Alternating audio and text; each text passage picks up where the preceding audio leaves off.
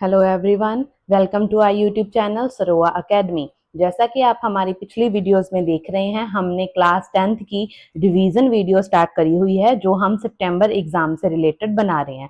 तो उसी वीडियो को कंटिन्यू करते हुए आज हम स्टार्ट करेंगे साइंस का chapter number 4, carbon and it's compounds. अब इस चैप्टर में से ज्यादातर आपको शॉर्ट टाइप क्वेश्चंस देखने को मिलते हैं जो एक क्वेश्चन में अलग अलग पार्ट बना के आपको पाए जाते हैं। ठीक है, तो आपने उन सारे क्वेश्चंस को अच्छे से यहाँ पे कर लेना है। मैं सारे के सारे क्वेश्चन आपको यहाँ पे रिवाइज करवाऊंगी। आपने वो सारे क्वेश्चन या उस टाइप के जो भी क्वेश्चंस होंगे उनको अच्छे से डिटेल में डिस्कस कर लेना है। तो स्टार्ट करते हैं हमारा आज का फर्स्ट क्वेश्चन। तो इसमें हमें क्या लिखा है, a colourless gas X has formula C3H6, it decolourise bromine water, right it's chemical formula. तो देखो इन सारे क्वेश्चन के आंसर जो होंगे ना वो आपको क्वेश्चन में ही गिवन होते हैं, बस आपने अच्छे से समझना है और इनके बिल्कुल छोटे छोटे आंसर्स हैं। ठीक है जी, तो देखो सबसे पहले हमें एक फॉर्मूला दिया हुआ है C3H6। तो जिस भी फॉर्मूला में 3 कार्बन प्रेजेंट होती हैं तो 3 कार्बन को क्या बोलते हैं, प्रोप। H6 है ना, ये क्या है हमारे पास, प्रोपेन है ना। ये प्रोपेन आपको फॉर्मूला दिया हुआ है, तो इन्होंने बोला है कि जो ये आपका एक्स एक कलरफुल गैस है जो इस फॉर्मूला से बनती है, वो क्या करती है, ब्रोमीन वाटर जो है उसको क्या कर देती है, डीकलराइज कर देती है। तो जो इससे गैस बनेगी उसका नेम है प्रोपीन।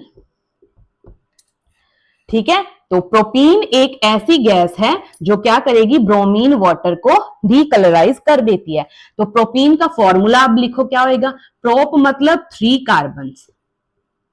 ठीक है, तो एक इन मतलब एक डबल बॉन्ड प्रेजेंट है। तो अब इसको कंप्लीट करते करते अपने बाकी के हाइड्रोजन जो हैं वो लगा दो। यहाँ पे कितने आएंगे, 3 हाइड्रोजन, 1 2 3, यहाँ पे एक हाइड्रोजन, 1 2 3 4। तो ऐसे करके ये हमारे पास प्रोपीन का केमिकल फॉर्मूला बन गया। ठीक है जी, देन डिस्कस करते हैं अपना क्वेश्चन नंबर 2। तो इसमें हमें क्या बोला है, right molecular formula of alcohol which can be derived from butane.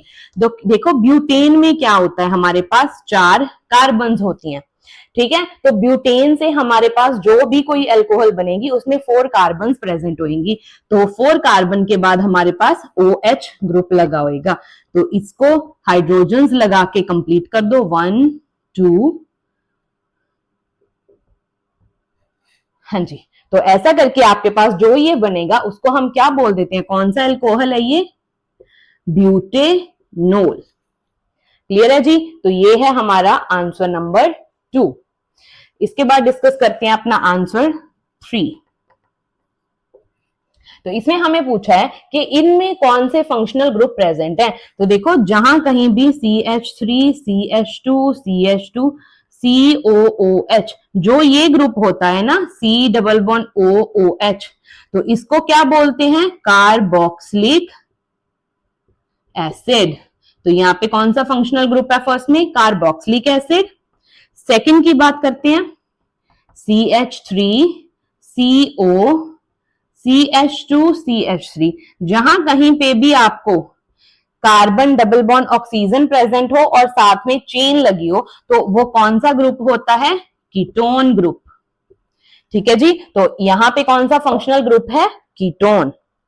अब इसके बाद डिस्कस करते हैं अपना क्वेश्चन नंबर 4।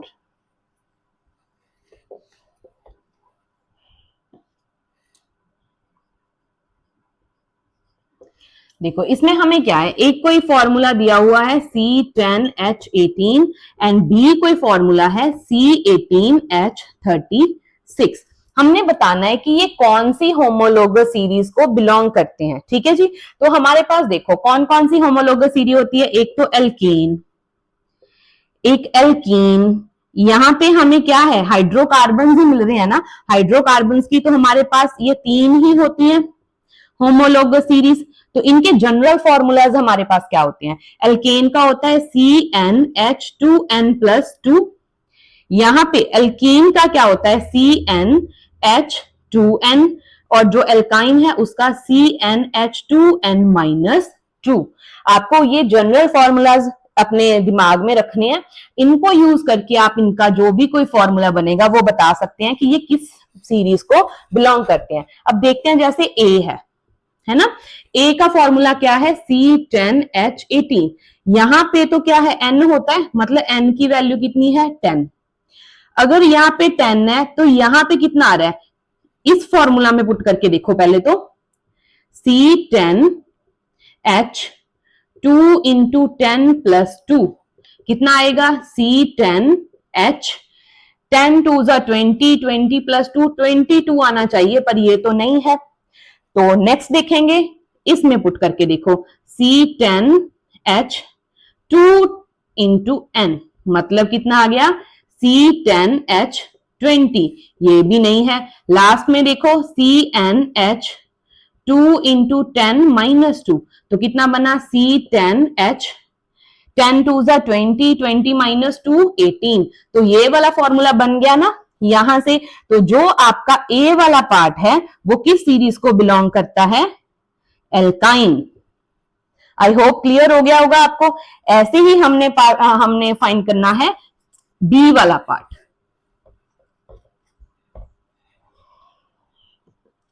हाँ जी, तो बी में क्या गिवन है, C18H36। पहले तो 18 का डबल करो, कितना आ गया, 18 2 जा 36। मतलब इसमें हमने क्या करना है, 18 को 2 से मल्टीप्लाई कर रहे हैं। 18 तो हमारे पास n है, 2n की वैल्यू कितनी आ गई, 36, यही वैल्यू आ गई ना। तो n यहाँ पे 2n, तो ये किस सीरीज को बिलोंग करेगा, जो हमारा सेकंड है वो एल्कीन सीरीज को बिलोंग करेगा। क्लियर है जी। ऐसे करके आप कोई भी होमोलोगस सीरीज जो है आप फाइंड आउट कर सकते हैं। इसके बाद डिस्कस करते हैं हम अपना नेक्स्ट क्वेश्चन, क्वेश्चन नंबर 5। देखो ये थ्योरेटिकल क्वेश्चंस है, इनके रीजंस हैं, मैं आपको वैसे ही एक्सप्लेन करूंगी तो उनको अच्छे से सुनना। देखो इसमें बोला है कि जो वॉशिंग क्लोथ्स होते हैं, अगर इनको हम, मतलब ये है कि अगर हम जो हमारे क्लोथ्स हैं उनको वॉश करते हैं हार्ड वाटर के साथ तो वो इफेक्टिव नहीं होता। हार्ड वाटर में उनको क्यों नहीं वॉश करते, क्योंकि जो हार्ड वाटर होते हैं उनमें calcium and magnesium ions present होते हैं। ठीक है, जो ये कैल्शियम एंड मैग्नीशियम आयंस हैं, जब वो सोप के साथ रिएक्ट करते हैं, रिएक्ट करने के बाद ना वो स्कम फॉर्म कर देते हैं। तो इससे क्या होती है, जो लेदर है ना वो फॉर्म नहीं होती। लेदर फॉर्म नहीं होगी तो सोप वेस्ट जाती है, जो हमारे मतलब क्लोथ्स हैं वो वॉश नहीं हो पाते। तो क्योंकि उसमें क्या होते हैं, कैल्शियम एंड मैग्नीशियम आयंस जो स्कम फॉर्म कर देते हैं सोप के साथ रिएक्ट करके, तो लेदर फॉर्म नहीं हो पाती, इसीलिए जो सोप है वो क्या होती है, वेस्ट जाती है। देन डिस्कस करते हैं क्वेश्चन नंबर 6। इसमें पूछा है कि जो हमारे कोवलेंट कंपाउंड्स होते हैं वो बैड कंडक्टर ऑफ इलेक्ट्रिसिटी होते हैं, क्यों होते हैं। देखो जो कोवलेंट कंपाउंड्स होते हैं उनमें क्या होता है, शेयरिंग ऑफ इलेक्ट्रॉन्स, वो बाय शेयरिंग से बनते हैं ना, शेयरिंग ऑफ इलेक्ट्रॉन्स होती है। यहाँ पे जो आयंस होते हैं ना वो प्रेजेंट नहीं होते, फ्री आयंस की मूवमेंट नहीं होती यहाँ पे, क्योंकि वहां पे क्या था, जब हम बात करते थे आयनिक कंपाउंड्स की, उसमें क्या होता था, एक कोई मतलब जैसे मेटल ने अपने इलेक्ट्रॉन लॉस करे, सेकंड ने ले लिए, तो वहां पे आयंस का एक्सचेंज हो रहा था, तो इसीलिए क्या था, इलेक्ट्रॉन ट्रांसफर हो रहे थे, तो क्या बोल रहे थे, आयंस की फॉर्म में वो कन्वर्ट हो रहे थे। बट यहाँ पे शेयरिंग ऑफ इलेक्ट्रॉन हो रही है, कोई भी आयन फॉर्म नहीं हो रहे। अगर आयन नहीं है तो फ्रीली मूव नहीं करेंगे, अगर आयन की मूवमेंट नहीं होगी तो इलेक्ट्रिसिटी कंडक्ट नहीं हो सकती। तो इसीलिए जो हमारे कोवलेंट कंपाउंड्स होते हैं वो क्या होते हैं, bad conductor of electricity. Clear है जी। इसके बाद डिस्कस करते हैं हम अपने next question, what happens when ethyl alcohol and acetic acid react with each other in the presence of carbon, in the presence of concentrated sulfuric acid। तो देखो सबसे पहले क्या है, इथाइल अल्कोहल। तो इथाइल अल्कोहल क्या होता है, C2H5OH। ठीक है, और उसके साथ कौन रिएक्ट कर रहा है, एसिटिक एसिड, CH3COOH। ये दोनों रिएक्ट करेंगे in the presence of concentrated sulphuric acid. जब ये दोनों रिएक्ट करेंगे तो क्या फॉर्म होएगा, C2H5COOCH3 प्लस साथ में क्या निकलेगा, वाटर। हाँ जी, तो जो हमारे पास ये फॉर्म होके आ रहा है इसको हम बोलते हैं एस्टर। जो ये एस्टर होता है इसकी होती है स्वीट स्मेल। ठीक है, तो जब भी इथाइल अल्कोहल मतलब बोलेंगे अल्कोहल प्लस एसिड रिएक्ट करेंगे तो क्या फॉर्म होएगा, एस्टर प्लस वाटर। क्लियर है जी। इसके बाद question number 8, carbon does not form ionic compound why. देखो ये क्वेश्चन भी क्या है, देखो आयनिक कंपाउंड फॉर्म करने के लिए अगर हम कार्बन की बात करें, इसका क्या है, एटॉमिक नंबर 6 है, तो कैसे लिखेंगे इसकी configuration 1s2 2s2 2p3 2s2 2p2 ये होती है इसकी कॉन्फ़िगरेशन। तो इसमें क्या होता है, इसके वैलेंस शेल में कितने इलेक्ट्रॉन प्रेजेंट हैं, 4। तो इसकी वैलेंसी कितनी है, कार्बन की वैलेंसी है 4। दैट मींस अगर इसने अपना ऑक्टेट कंप्लीट करना है, 8 इलेक्ट्रॉन्स बनाने हैं, तो इसको या तो 4 इलेक्ट्रॉन्स क्या करने पड़ेंगे, गेन करने पड़ेंगे, या फिर 4 इलेक्ट्रॉन्स क्या है, लॉस करने पड़ेंगे। ठीक है जी। अब 4 इलेक्ट्रॉन लॉस करने में या गेन करने में बहुत हाई अमाउंट में एनर्जी की रिक्वायरमेंट होती है।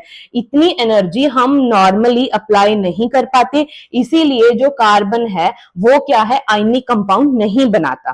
ठीक है, तो वो क्या करेगा, अपने इलेक्ट्रॉन्स की शेयरिंग करेगा। शेयरिंग करने के कारण वो कौन से बॉन्ड फॉर्म करेगा, कोवलेंट। वो आयनिक बॉन्डिंग नहीं करता, वो क्या करता है, कोवलेंट बॉन्डिंग।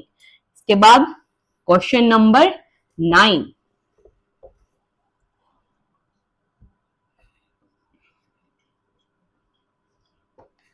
इसमें क्या करना है, इलेक्ट्रॉन डॉट स्ट्रक्चर बनानी है हमने बेंजीन की।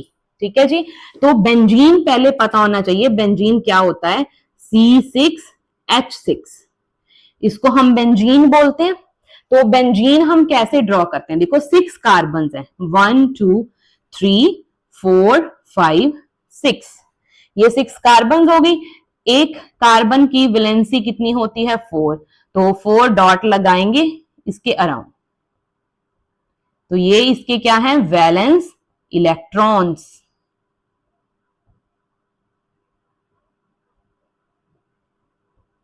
ठीक है जी। अब इसके साथ लगाने हैं हमने हाइड्रोजन, एक हाइड्रोजन यहां पे, एक यहां पे, एक इसके साथ, एक इसके साथ, एक ये है, एक यहां पे। हाइड्रोजन के पास क्या होता है, एक एक इलेक्ट्रॉन होता है। ठीक है जी, तो क्या होएगा, एक बॉन्ड तो यहां पे इनका फॉर्म हो जाएगा, एक यहां पे, एक यहां पे, ऐसे करके 6 के 6 हाइड्रोजन कार्बन के साथ सिंगल बॉन्ड बना लेंगे। इसके बाद क्या होएगा, सारी की सारी कार्बन जो हैं उनका आपस में भी क्या होता है, सिंगल सिंगल बॉन्ड फॉर्म हुआ होता है।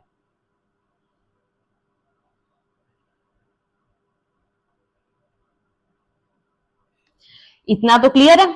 जो अब इनके पास डॉट बच गए हैं, देखो यहां पे भी है, तो इन दोनों ने मिलके क्या कर लिया, एक डबल बॉन्ड फॉर्म कर लिया। अब एक यहां पे भी दिख रहा है, इन्होंने डबल बॉन्ड बना लिया, और जो ये वाला हमारा डॉट है वो यहां पे है, तो एक डबल बॉन्ड यहां पे होएगा। ठीक है जी, तो ये होती है बेंजीन की इलेक्ट्रॉन डॉट स्ट्रक्चर, जिसमें हमारे पास 3 डबल बॉन्ड्स होते हैं, और सारी कार्बन ने सिंगल बॉन्ड तो बनाया ही होता है, और 3 डबल बॉन्ड्स होते हैं, और सारे हाइड्रोजन कार्बन के साथ अटैच होते हैं बाय सिंगल बॉन्ड। ठीक है जी, तो ये है बेंजीन की इलेक्ट्रॉन डॉट स्ट्रक्चर।